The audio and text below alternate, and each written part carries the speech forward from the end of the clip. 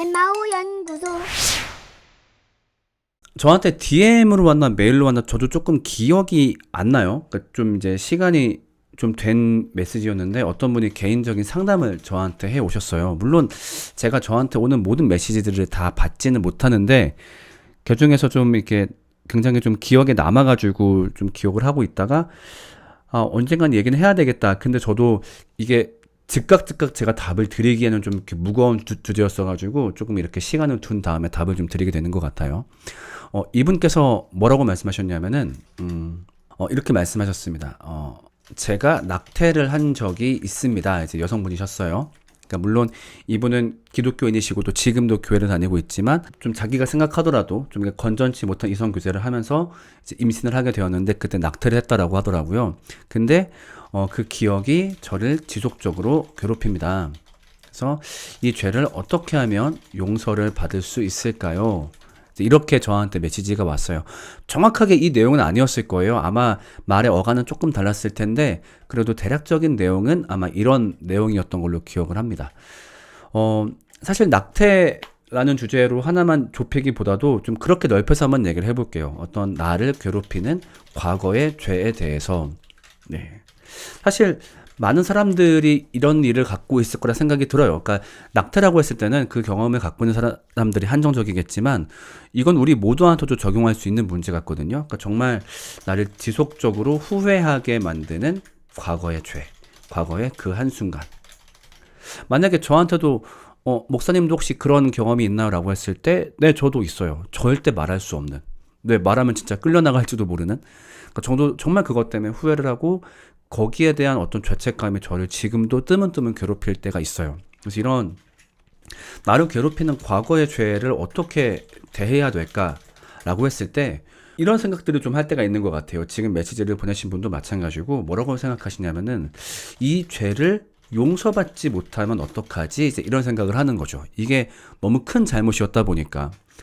그러니까 뭐 이분이 고민하시는 낙태도 마찬가지고 혹은 다른 죄도 마찬가지일 거예요. 그 죄가 크다 보니까 하나님이 이 죄를 용서하지 않으셨으면 어떡하지? 그런 고민이 있는 거죠. 그런데 우리가 잊어버리면 안 돼요. 우리의 죄는 이미 용서받았습니다. 그러니까 이게 바로 우리가 죄에 대해서 느낄 수 있는, 그러니까 그리스도를 믿는 자만이 얻을 수 있는 죄로부터의 자유함이거든요. 여러분, 우리가 죄로부터의 자유를 말을 할 때 다시는 죄를 짓지 않은 그 어떤 생각을 해도 죄가 안 떠올라 이런 느낌의 자유를 말하는 건 아니에요. 그런 자유를 경험한 사람은 없습니다. 하다못해 바울도 지속적으로 그 삶을 살면서 이런 죄의 문제와 싸웠을 정도로. 근데 우리가 그럼 죄로부터 자유함을 느낀다라고 했을 때 무엇을 말하는 거냐면은 더 이상 나의 죄가 어떤 하나님과 나 사이의 관계 혹은 영생에 있어서 개입하지 않는다. 이 죄의 문제가 더 이상 거기서 어떤 힘을 발휘하지 못한다고 하는 거죠. 아니 근데 마땅히 내가 죄를 졌으면 그 문제가 내 삶에 개입해야 되고 내가 벌을 받는 게 맞지 않아? 근데 그게 아니래요. 왜냐면은 예수님이 나의 죄를 일시불로 다 긁으셨대요. 그러니까 내가 어떤 죄를 짓더라도 거기에 대해서 보상이 될 수 있도록 예수님이 정말 큰 금액을 지불하셨대요. 그 방법이 뭐였냐면 예수님의 고난이었죠. 그것 때문에 우리의 죄가 용서받지 못할까봐 걱정은 하지 말라는 거예요. 이미 우리 죄는 용서받았다. 그렇기 때문에 하나님은 우리의 죄를 기억하지 않으신다. 내가 아무리 과거에 큰 잘못을 했다라고 하더라도 그것이 하나님께 용서받지 못할까? 그런 걱정은 하지 않아도 괜찮다라고 하는 거겠죠.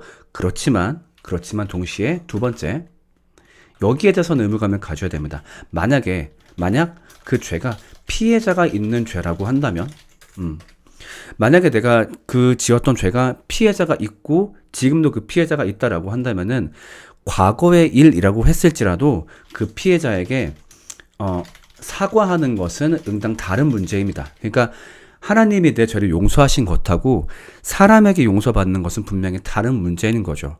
그러니까 여기에 대해서 오해가 발생했을 때 나타났던 문제를 굉장히 잘 다뤘던 영화가 있죠. 영화 밀양에서도 나왔던 문제인 건데, 그러니까 우리가 하나님과 문제가 없다라고 해서 사람과도 문제가 없는 게 아니에요. 그러니까 그 하나님도 뭐라고 말씀하십니까? 너희가 제사를 지내기 전에 아직 이웃과 화목하지 못한 게 떠오른다면은 가서 사과하고 그러고 와라. 아니 저 어차피 화목제 지낼 건데요. 야, 화목제는 너와 나 사이의 관계인 거고 사람과 사람 사이의 관계에선 다른 문제야. 가서 마땅히 사과를 해. 그렇기 때문에 내가 피해자가 있는 과거에 죄가 있다라고 한다면은 그 피해자가 납득할 수 있는 방법으로 분명히 사과를 해야 마땅하겠죠. 그리고 그 피해자가 요구하는 사과를 해야 마땅하겠고요. 그 다음에 만약에 피해자가 용서받았어. 오케이, 그러면 나 이제 더 이상 아무런 부담도 안 줘도 되겠네. 그래도 세 번째는 있습니다. 뭐냐면은 그 죄를 통해서 나의 죄성을 더 선명히 기억해야 하는 거죠. 예를 들면은 내가 옛날에 엄마 지갑에 손댄 적이 있다라고 해볼게요. 근데 이건 또 저도 실제로 했던 잘못이긴 합니다. 그러니까 제가 얘기할 수 있는 것 중에 어찌 보면 가벼운 것만 얘기를 하는 거예요. 물론 여기에 대해서 뭐 부모님께 사과를 했고 부모님께 충분히 혼났고 하나님께도 이제 뭐 어차피 예수님이 죄를 사했으니까 문제가 없어 라고 끝나면 안 되고요. 여기에 대해서 분명히 내가 일단 회개 기도를 해야 되겠죠. 하나님께 정말 이것 때문에 내가 지옥에 가진 않을 테지만 그래도 어쨌든 하나님 마음을 아프게 했으니까 회개 기도 충분히 한 다음에 이걸 통해서 알 수 있는 내 죄성을 기억해야 돼요. 내 죄성은 무엇이냐? 여기서 말한다면은 탐욕이라 할 수 있겠죠. 나는 내가 원하는 것이 있으면은 그것이 옳지 않음에도 가져가고자 하는 본능이 있구나. 이게 어렸을 때는 엄마 지갑에 손을 대는 행위로 나왔겠지만 내 죄성은 사라지지 않기 때문에 내가 나이 들어서도 나는 비슷한 행동을 할 수 있겠구나. 내 탐욕 앞에서. 그러니까 아무리 올바르지 않은 일이라 하더라도 내 탐욕 때문에 그 일에 손댈 위험이 있기 때문에 나라는 사람을 그 부분에서 더 조심해야겠구나. 그러니까 내 죄성을 분명히 추출해서 여기에 대한 기억은 가져가야 되는 거죠. 뭐 예를 들면은 고민을 말씀하셨기 때문에 낙태로 한번 예를 들어볼게요. 낙태. 일단 낙태를 한다라고 했을 때 그 원인이 되었던 것은 신중치 못했던 관계, 그러니까 그 성관계가 분명히 원인도 있었을 거예요. 그리고 성관계 과정 중에서도 신중치 못하는 게 있었을 테고, 그렇다는 건 무엇이냐? 역시 내가 어떤 육욕이란 내 안에 죄성을 발견할 수 있겠죠.